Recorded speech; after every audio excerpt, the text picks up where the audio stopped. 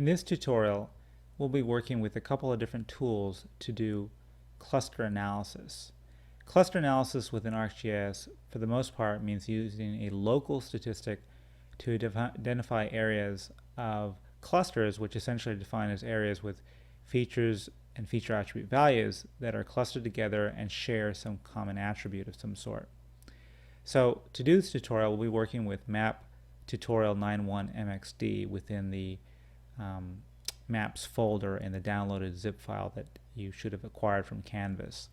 So if you haven't done that yet, you'll want to get that file first and look at the first video about how to do that. So opening up tutorial 9.1.mxd map document, we're going to see a familiar data set. These are emergency calls made in Battalion 2 of the Fort Worth Fire Department. And we're looking here at calls for service from February 2007. Looking at the attribute table, we can see there's a little over 1,000 records here, 1,000 calls, and each call, each incident, contains a variety of attributes or variables. One of the most important ones is the last one in the table. It's called fee, and essentially it's an emergency evaluation ranking that says how serious the call was, whether it involved some kind of injury or threat to health, or whether it was a low priority call, which was a lower number, it could be as low as 1, indicating usually some kind of false alarm of some sort.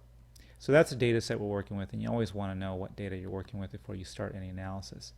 So the question that we're addressing here is, where are there clusters of high and low priority calls around this battalion? And the idea behind that is to basically identify areas that might be problem areas that might need some other kind of intervention or monitoring in order to find out why that's happening and where that's happening. And that's the perfect kind of thing you want to use for a cluster analysis tool. So when we approach a cluster analysis assignment, there's kind of a series of steps that you want to follow. And the very first one is to find out whether or not there is any clustering going on in the data that you're working with. And you might think you can see it in the data set just by looking at it visually, but it's not always apparent, especially if you have a lot of points that might be sitting one on top of the other. It's not going to be apparent. So you want some kind of statistic to tell you that. So the first place you want to go to is with a global statistic that gives you a summary about whether or not there's any kind of clustering anywhere within the data set. So in this case, we're looking in the Arc toolbox in the spatial statistics tools. And under analyzing patterns, you're going to find this one tool called spatial autocorrelation Moran's I, which we've used previously. So if you open up that tool, it's going to prompt you for a variety of inputs. And again, what this tool does is it quickly assesses whether or not there's any kind of clustering or spatial autocorrelation happening anywhere in your data set. Because if there isn't, then there's no reason to proceed further. But if there is, then it basically gives you a green light to go further. So at a minimum, to run this kind of tool, you'll need to feed it a feature class, which is in this case, our calls for service. And you also need an attribute value field. Because again, with cluster analysis, what you're doing is you're identifying areas where you have clusters of features with similar values, right? And those values are what you need as well. So here we're using that priority ranking for every call that tells us the seriousness of it. Generate report will give us this convenient HTML file that will kind of break down what it is that was discovered. There's a series of choices that can be made here too about the spatial nature of the spatial relationship that we expect in the data, as well as how to measure distance between points. You can read up more on these and they help to understand how those choices work, but for the moment we're going to accept the default values in here and just go with what we have at the moment. So we're taking just calls for service, input field is fee, and generate report, leave everything else the same. So hit OK, and it's going to run through the process of checking for spatial autocorrelation across the entire data set. And that might take a little bit of time only because it's going to every single point and essentially looking at the values of all the points around it at varying distances. The question about what distance to look, which the tool makes, is kind of an important one, but for the moment we'll leave that alone. So while it's running, you'll see it'll give you a report in the lower right, and eventually you'll get a little pop-up that says that it's done. And if you click on that pop-up, it'll bring up the results for that particular tool that you just run, and it gives you a reporting there. The one I'm concerned with here for the moment is this warning. You see it's with the little yellow warning sign. And what it says is the default neighborhood search threshold was 15,706 feet. What that means essentially is that when it was computing the spatial autocorrelation statistic, it had to make a decision about how big of an area to look around each point, what constituted what we call a neighborhood around each point. And there's an algorithm for determining that, which essentially is a function of the size of the area that we're looking in. It's not entirely arbitrary, but it sort of is, because really it should be based on a more systematic assessment. But since we let it do the default, it had a way of figuring that out. So we're going to keep that in mind because we're going to come back to that. What's really important here is the results of that analysis, the spatial autocorrelation tool. And the quickest way the results are here, but the quickest way to look at it is to go straight to the HTML report file, because it's a little more visually pleasing. So if we double click on that, it'll open up an HTML file that's been generated onto your computer that gives you the results visually and also in terms of the text. So the index that's been computed as Moran's index tells us it's a positive number, which tells us that there is apparent clustering of like values near each other. And the z-score tells us whether or not it's essentially statistically significant. So when this tool is running, essentially what it's doing is it's comparing the distribution of features and feature values to a hypothetical random distribution. So if we imagine taking those same features and scattering them randomly across the field of analysis, how much does what we have differ from what that hypothetical random scenario is?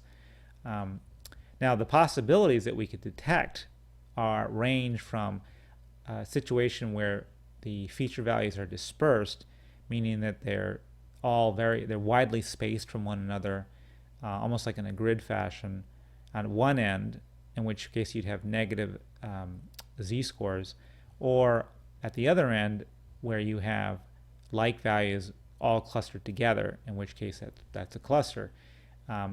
And so both of those extents, those ends, differ from the random situation. And so essentially your question is, to what extent does your data set differ from that random hypothetical scenario, either in one direction or the other? And our data, being a positive z-score with a large number, tells us that it's statistically significant and it's leaning toward the clustered scenario. And the graphic here shows you or indicates essentially that that's what's going on with your data. So all of that just to say that we got the green light. There appears to be some kind of clustering. The data is not randomly distributed, which isn't saying a whole lot because you wouldn't expect it to be random, but nevertheless that's kind of a starting point.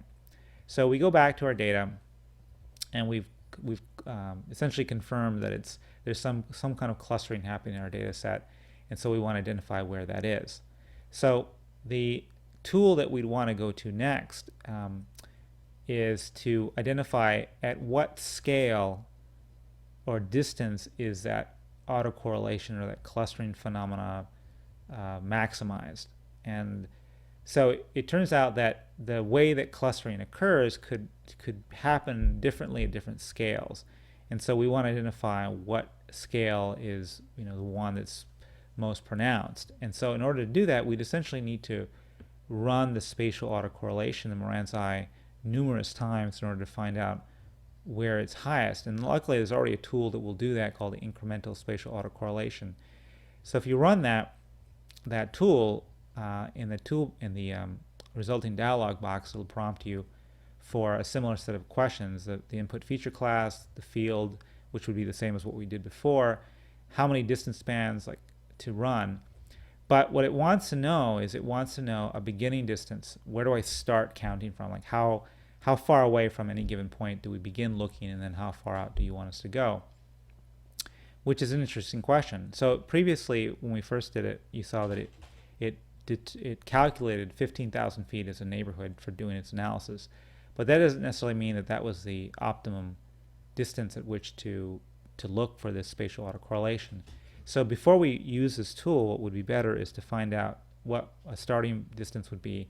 And so the good starting distance would be a distance at which any given point has at least one neighbor.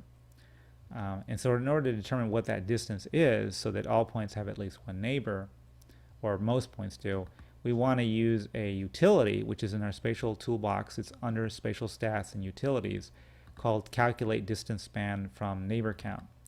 So if you run that tool, what this will do is it's going to essentially it's going to find out what the average distance is for any given point to have at least one other point nearby, the first point nearby. So we'll take the calls for service, and we want to find out what the average distance is to at least one neighbor. And that's all we need from it. So we'll hit OK,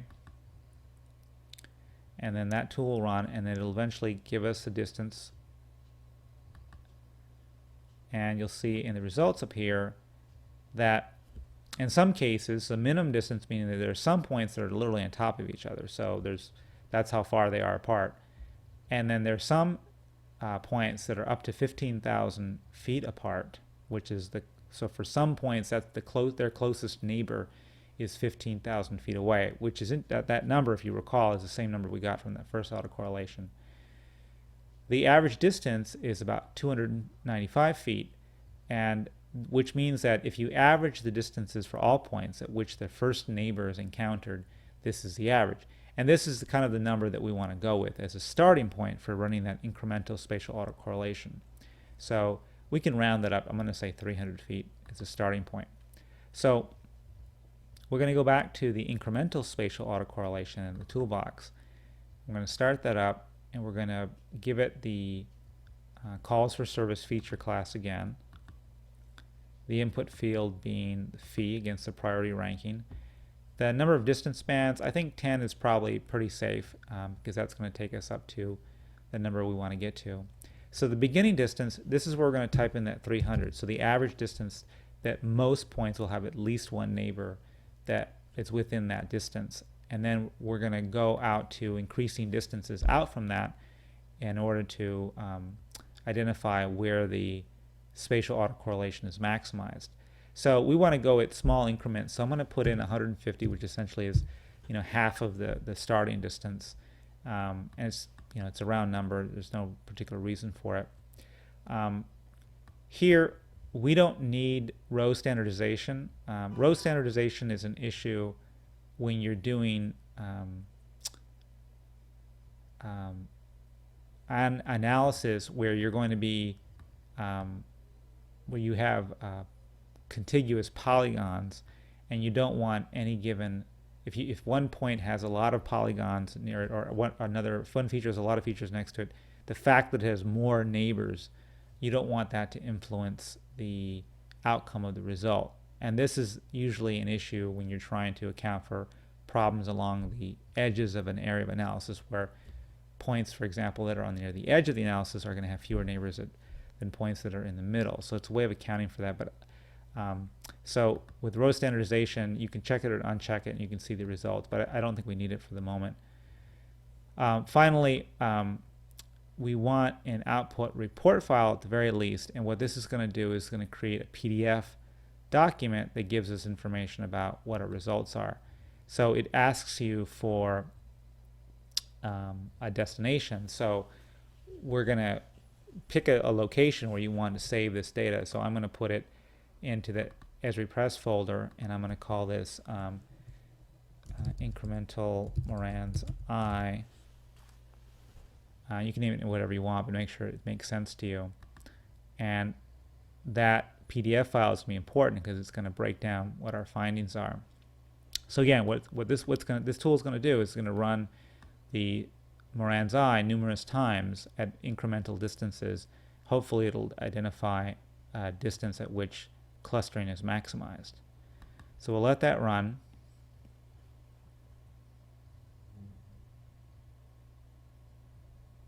And it may take some time. If you have a lot of points and you were doing this with a larger data set, it could take quite a while, in which case there's actually strategies to try to reduce the total size of the data set in order to reduce the time that it might take to do the analysis.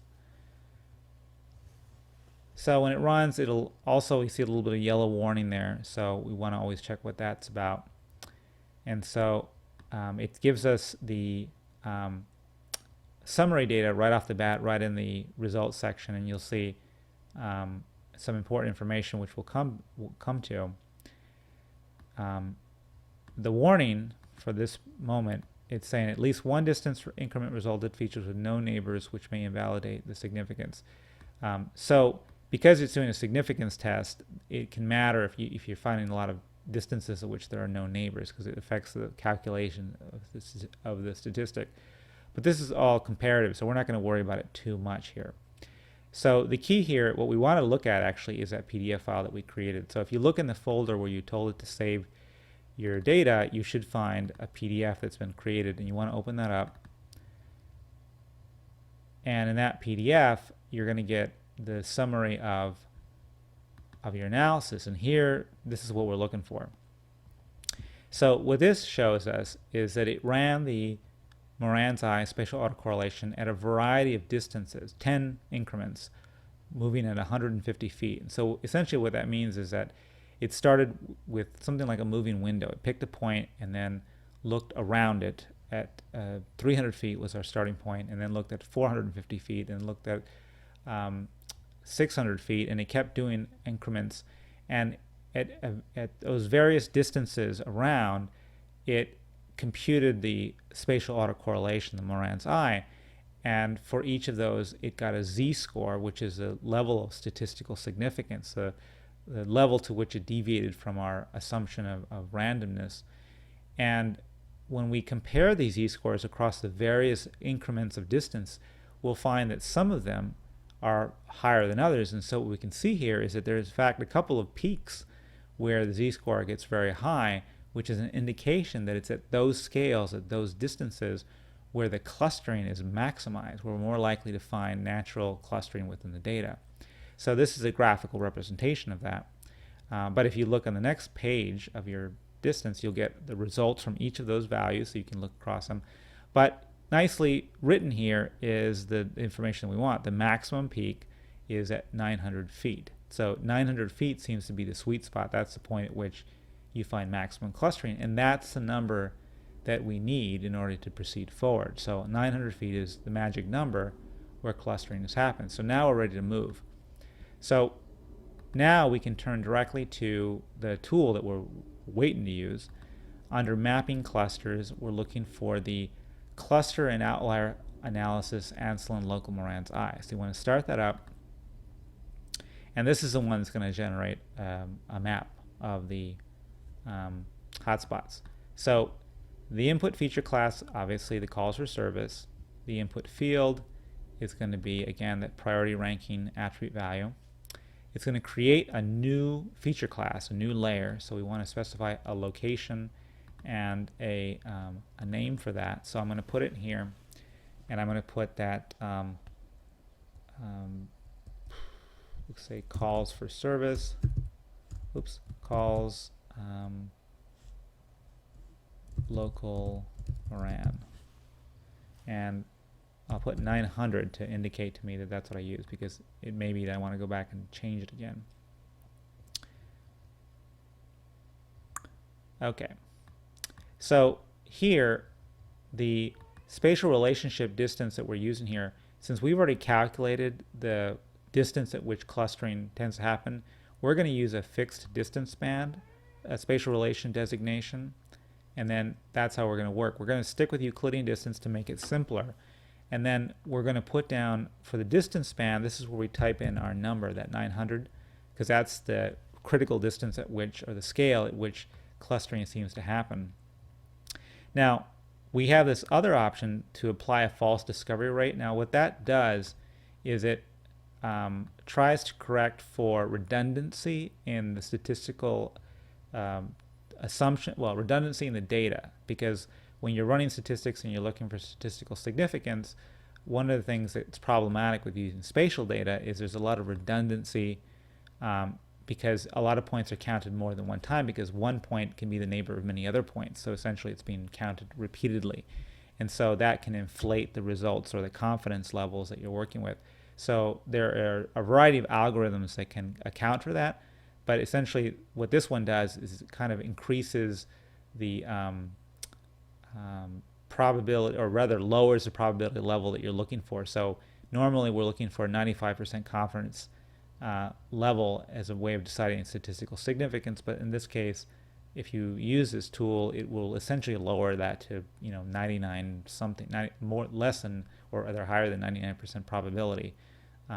So for the moment we can leave that off. We're not going to worry about that, but that's what that is, and it's kind of a powerful tool in its own right. Okay, so everything should be lined up like this: calls for service, fee, you got an output location and a name for the file you're going to create, fixed distance span, specified 900, and then we're ready to go.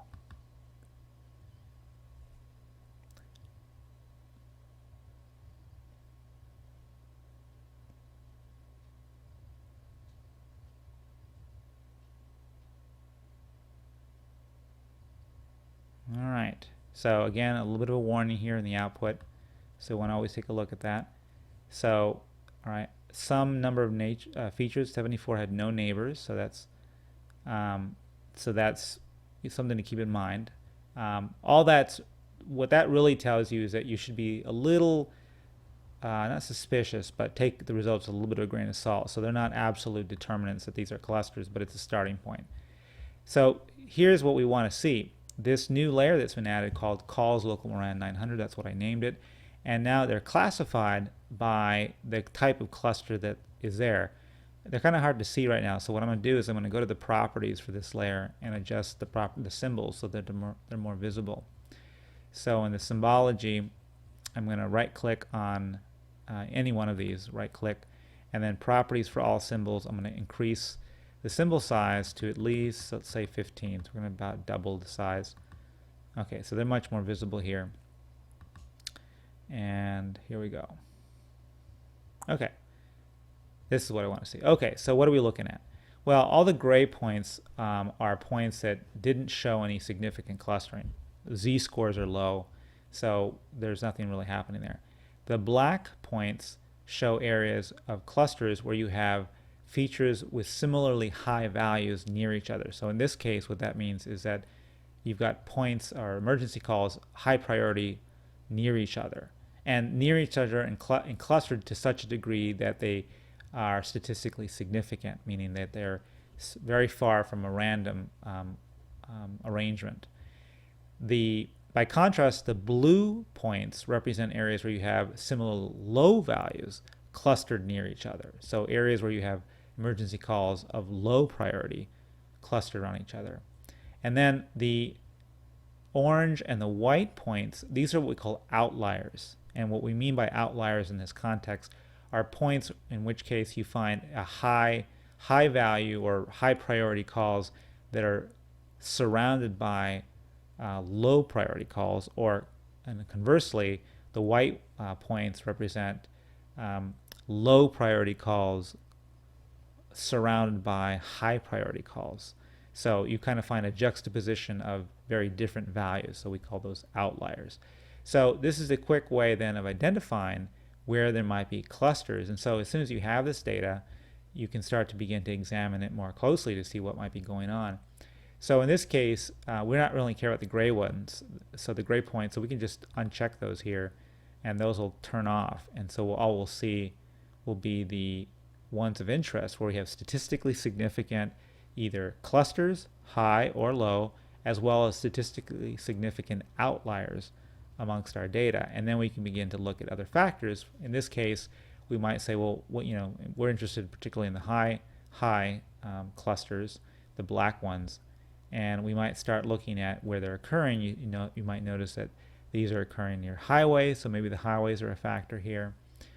If we added census data to this, we might also wonder whether or not these clustering of high priority calls had anything to do with, say, population density or population size. Maybe it's just you have more people, you have more calls.